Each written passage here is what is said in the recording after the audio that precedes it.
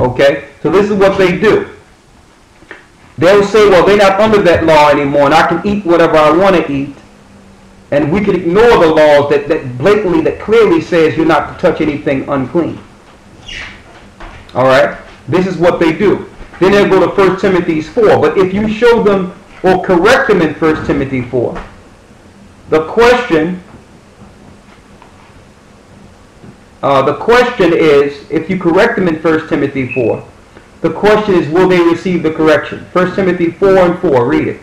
1 Timothy chapter 4, verse 4. Start at the first verse. Verse 1. Now the Spirit speaketh expressly, that in the latter times some shall depart from the faith. Some shall depart from the faith, doing what? Giving heed to seducing spirits. Giving heed to seducing spirits. And doctrines of devils. And doctrines of devils. So let's show you what doctrines of devils is according to the Bible. You read? Speaking lies and hypocrisy. Speaking lies and hypocrisy. Having their conscience seared with a hot iron. Having their conscience seared with a hot iron. That means when you use a hot iron, you're pressing it in. That means you don't want to change. You're being seared. Read. Verse 3. Forbidding to marry. Now here are the things that this scriptures say is total evil. All right? Read the first verse again. Verse 1. Now the Spirit speaketh expressly, that in the latter times some shall depart from the faith, giving heed to seducing spirits and doctrines of devils. So these things is pointing out in the 4th verse is seducing spirits and doctrines of devils. Read the 4th verse. Verse 3. Forbidding to marry. So if we told people that they couldn't marry for any reason according to Scripture, that would be seducing spirit and doctrines of devils. Like your Catholic Church telling nuns if they want to join the priesthood or join in the church, they cannot be married. Telling priests that they cannot be married, men, if they want to become a priest in the Catholic Church. Those are seducing spirits and doctrines of devils. What more? And commanding to abstain from meats, which the Most High hath created to be received with thanksgiving. So if we told people to abstain from meats in which the Most High made to be received with thanksgiving, that would be a doctrine of devils or a seducing spirit. But we're not telling people to abstain from meats that the Most High gave us with thanksgiving. The Most High gave us the foods which were clean meats to eat with thanksgiving.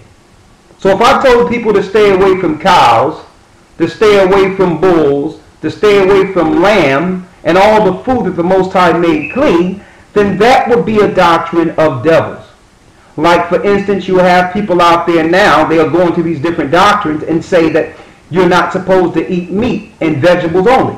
If someone starts pushing that as a doctrine, they're dealing with a seducing spirit and a doctrine of devils. Because the Most High gave us clean meat to be received with thanksgiving. It so happened that pork or pigs is not in that category. You cannot look in the Old Testament and see any place where the Most High gave us pigs to be received with thanksgiving. That means with thanksgiving, we use that particular meat as a sacrifice before the Most High.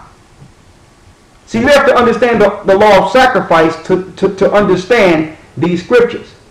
No place in the Old Testament did the Lord require a pig as a sacrifice for him. So we cannot be thankworthy before the Most High and go before the Most High with an abomination.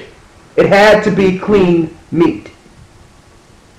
So you have to break that down to them first. They have to know what clean and unclean is before they go into Timothy's the 4th chapter.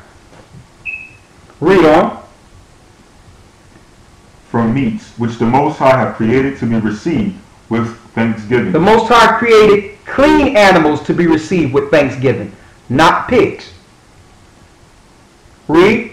Of them which believe and know the truth. So with those that believe and know the truth, they would know that pigs are unclean, if you know the truth. You've read the law in Leviticus the 11th chapter. If you know the truth, you know the difference between clean and unclean meat. Read. Verse 4. For every creature of the Most High is good. So when it says every creature, it's going into the animals the Most High gave you and made to be received, and that was created to be received with thanksgiving. It's not every creature or every creation on earth. If that's the case, you can eat people, dogs, rats, bats, cats, hippos. You can eat anything you see. So it's talking about the animals the Most High made to be received with thanksgiving. Read. For every creature of the Most High is good, and nothing to be refused. When it says nothing to be refused, out of what he gave us to be received with thanksgiving. Clean meat. Through thy precepts thy get understanding. Go to Leviticus 11, and it links to the food the Most High gave us to be received with thanksgiving. So it's every one of those of clean meat, not unclean. That's how you explain the scripture. All right? Now, we need to go into the lesson because there's a few things I wanted to bring out.